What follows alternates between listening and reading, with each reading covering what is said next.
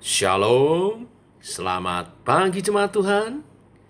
Berjumpa kembali dalam Doa Pagi Online. Mari datang ke hadirat Tuhan. Serahkan bencana hidupmu.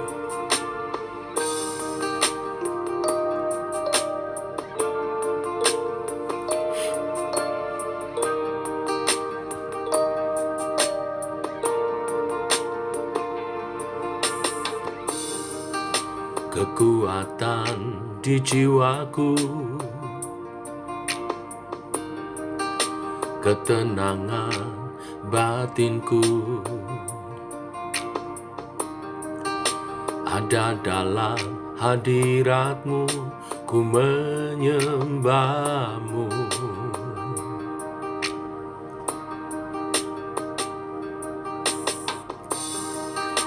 Tersungkurku di kaki-Mu,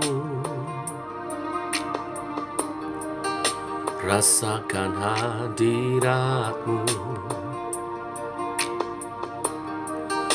Takkan ku melepaskan-Mu, Kau cahaya bagiku.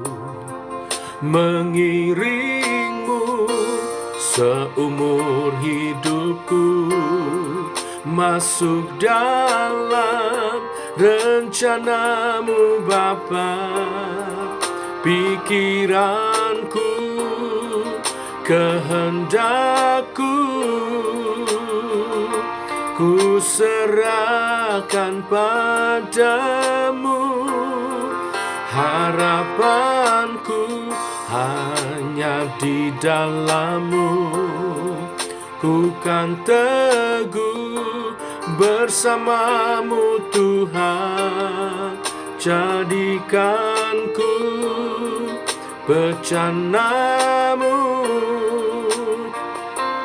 untuk memuliakan-Mu.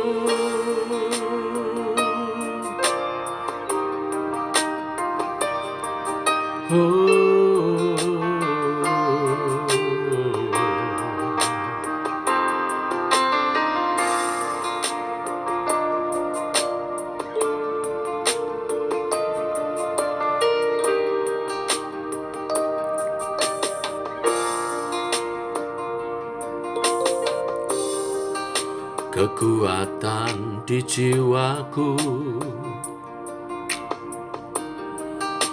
ketenangan batinku,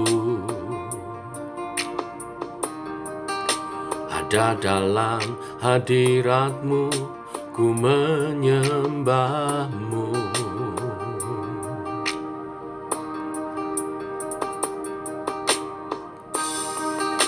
Tersungkurku di kaki-Mu, rasakan hadirat-Mu.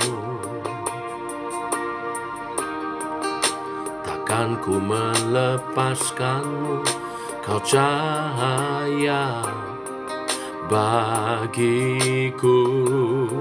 Mengiring-Mu seumur hidupku, masuk dalam rencana-Mu Bapa. Pikiranku, kehendakku,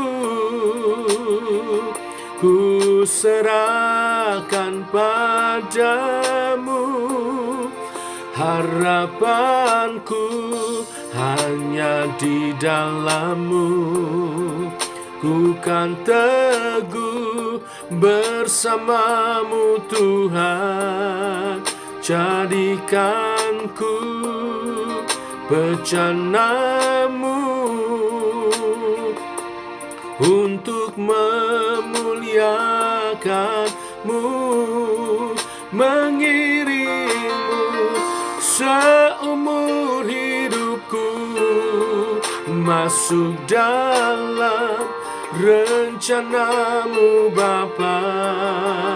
Pikiranku, kehendakku, ku serahkan akan padamu, harapanku hanya di dalam-Mu. Ku kan teguh bersama-Mu Tuhan, jadikan ku bejana-Mu untuk memuliakan-Mu.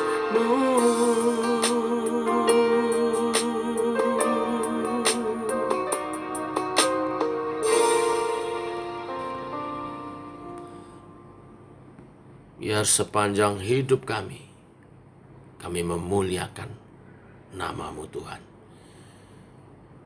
Bentuk seturut kehendak-Mu dalam rancangan-Mu, melayani seumur hidup kami. Teguhkan oleh kebenaran firman, sebentar kami renungkan dalam nama Tuhan Yesus Kristus.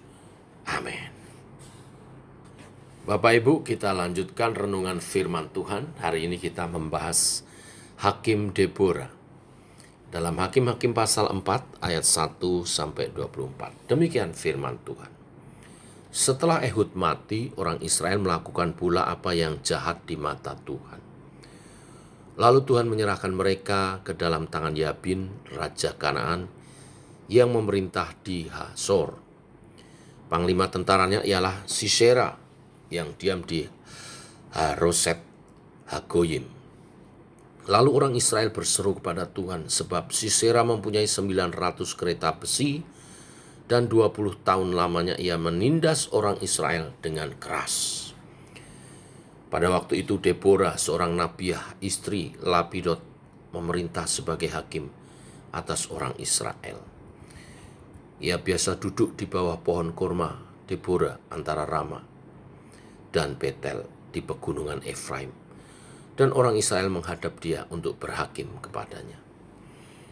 Ia menyuruh memanggil Barak bin Abinoam dari Kades di daerah Naftali, lalu berkata kepadanya, bukankah Tuhan Allah Israel memerintahkan demikian? Majulah, bergeraklah menuju Gunung Tabor dengan membawa 10.000 orang Bani Naftali dan Bani Sebulon bersama-sama dengan engkau. Dan aku akan menggerakkan Sisera, panglima tentara Yabim, dengan kereta-keretanya dan pasukan-pasukannya menuju engkau ke sungai Kison, dan aku akan menyerahkan dia ke dalam tangan. Jawab Barak kepada Deborah, jika engkau turut maju, aku pun maju. Tetapi jika engkau tidak turut maju, aku pun tidak maju. Kata Deborah, baik, aku turut, hanya engkau tidak akan mendapat kehormatan dalam perjalanan yang engkau lakukan ini. Sebab Tuhan akan menyerahkan Sisera ke dalam tangan seorang perempuan. Lalu Deborah bangun berdiri dan pergi bersama-sama dengan Barak ke Kedes. Barak mengerahkan suku Sebulon dan suku Naftali ke Kedes. Maka 10.000 orang maju mengikuti dia. Juga Deborah maju bersama-sama dengan dia. Adapun Heber, orang Keni itu, telah memisahkan diri dari Bani suku Keni, dari anak-anak Hobab ipar Musa, dan telah berpindah-pindah memasang kemahnya sampai ke pohon terbantin di Saanaim yang dekat Kedes. Setelah dikabarkan kepada Sisera bahwa Barak bin Abinoam telah maju ke Gunung Tabor, dikerahkannyalah segala keretanya, 900 kereta besi, dan seluruh rakyat yang bersama-sama dengan dia, dari Haroset Hagoyim ke sungai Kison. Lalu berkatalah Deborah kepada Barak, bersiaplah, sebab inilah harinya Tuhan menyerahkan Sisera ke dalam tanganmu. Bukankah Tuhan telah maju di depan engkau? Lalu turunlah Barak dari gunung Tabor, dan 10.000 orang mengikuti dia. Dan Tuhan mengacaukan Sisera serta segala keretanya dan seluruh tentaranya oleh mata pedang di depan Barak. Sehingga Sisera turun dari keretanya dan melarikan diri dengan berjalan kaki. Lalu Barak mengejar kereta-kereta dan tentara itu sampai ke Haroset Hagoyim, dan seluruh tentara Sisera tewas oleh mata pedang. Tidak ada seorang pun yang tinggal hidup. Tetapi Sisera dengan berjalan kaki melarikan diri ke kemah Yael, istri Heber, orang Keni itu. Sebab ada hubungan baik antara Yabim, Raja Zor, dengan keluarga Heber, orang Keni itu. Yael itu pun keluar mendapatkan Sisera dan berkata kepadanya, "Singgahlah, tuanku, silakan masuk, jangan takut." Lalu singgahlah ia ke dalam kemah perempuan itu, dan perempuan itu menutupi dia dengan selimut. Kemudian berkatalah ia kepada perempuan itu, "Berilah kiranya aku minum air sedikit, aku haus." Lalu perempuan itu membuka kirbat susu, diberinyalah dia minum dan diselimutinya pula. Lagi katanya kepada perempuan itu, "Berdirilah di depan pintu kemah, dan apabila ada orang datang dan bertanya kepadamu, ada orang di sini, maka jawablah, tidak ada." Tetapi Yael istri Heber mengambil patok kemah, diambilnya pula palu, mendekatinya diam-diam, lalu dilantaknyalah patok itu masuk ke dalam pelipisnya sampai tembus ke tanah. Sebab ia telah tidur nyenyak karena lelahnya, maka matilah orang itu. Pada waktu itu muncullah Barak yang mengejar Sisera. Keluarlah Yael mendapatkan dia dan berkata kepadanya, "Mari, aku akan menunjukkan kepadamu orang yang kau cari itu." Lalu masuklah Barak ke dalam, dan tampaklah Sisera mati tergeletak dengan patok dalam pelipisnya. Demikianlah Allah pada hari itu menundukkan Yabin, raja Kanaan, di depan orang-orang Israel. Dan kekuasaan orang Israel kian keras menekan Yabin, raja Kanaan, sampai mereka melenyapkan Yabin, raja Kanaan itu. Amin. Deborah adalah hakim keempat dan satu-satunya hakim perempuan. Ia juga seorang nabiah. Jadi Deborah adalah perempuan yang sangat berpengaruh saat itu. Selain hakim, dia juga seorang nabiah. Mengapa Deborah bisa sangat berpengaruh? Saat itu adalah zaman patriarki. Perempuan dianggap tidak penting, warga kelas 2. Walau begitu, ia tidak merasa rendah diri.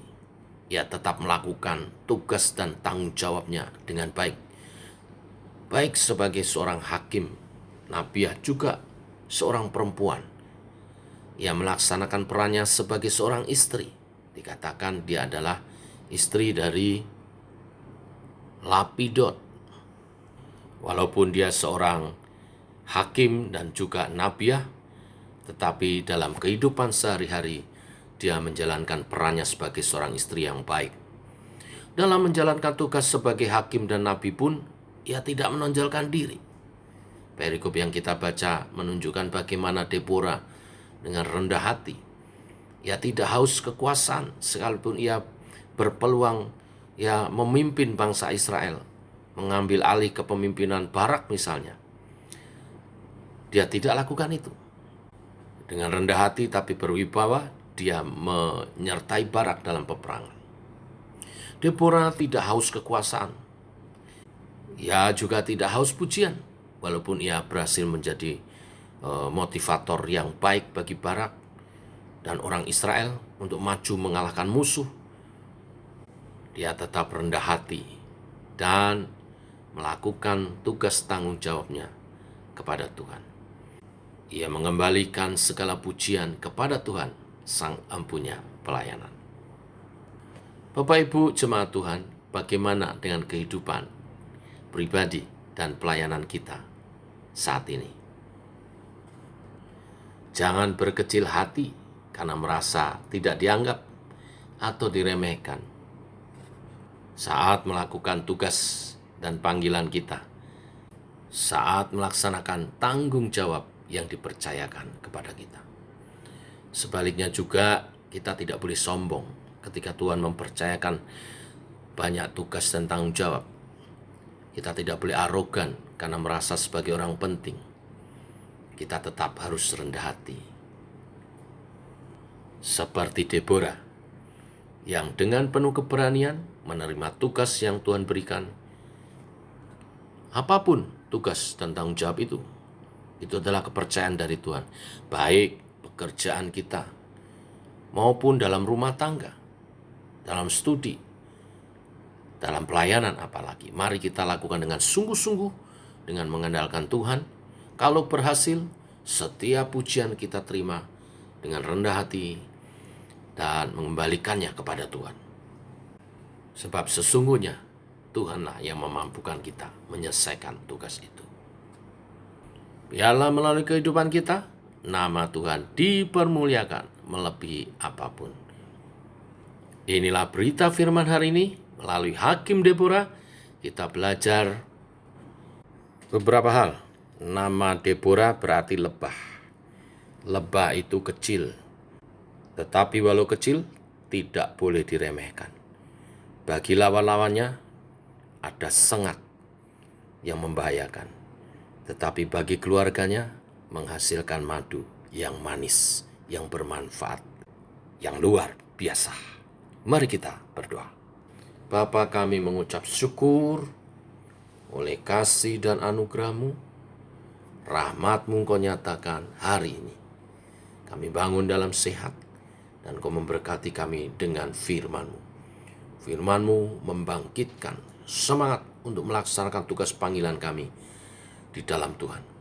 Baik tugas dan panggilan dalam pelayanan, bergereja, maupun dalam kehidupan kami sehari-hari. Di dalam keluarga, di dalam masyarakat, di tempat kerja, dimanapun kami memiliki tugas. Tugas itu adalah dari Tuhan. Kami terima dengan rasa syukur dan penuh tanggung jawab. Dan kami tidak berkecil hati, siapapun kami di hadapan Tuhan sama. Oleh roh yang daripadamu kami dimampukan menyelesaikan tugas-tugas itu. Dan segala kemuliaan bagi nama-Mu. Berkatilah umat-Mu Tuhan. Berkati keluarga-keluarga daripada umat-Mu, suami istri, orang tua anak dalam perlindungan kasih sayang daripadamu. Raih masa depan bagi kemuliaan nama-Mu. Hari ini kami mempersiapkan diri untuk ibadah esok, hari yang kami kuduskan untuk menyembah-Mu Tuhan. Biar setiap umat Tuhan datang bersyukur kepada Tuhan atas satu minggu karya Tuhan, hari lepas hari, menuntun perjalanan umat-Mu. Nama-Mu ditinggikan. Urapi hamba-Mu, Ibu Pendeta Tasina yang akan menyampaikan firman Tuhan. Tim worship leader Tuhan urapi juga. Kami bersama-sama dalam hadirat Tuhan, berbakti kepada-Mu Tuhan, dalam ibadah kami. Demikian doa-doa kami naikkan. Dalam nama Tuhan Yesus kami berdoa. Amin. Demikian saudara, doa pagi kita. Selamat pagi, selamat berjalan bersama dengan Tuhan. Shalom.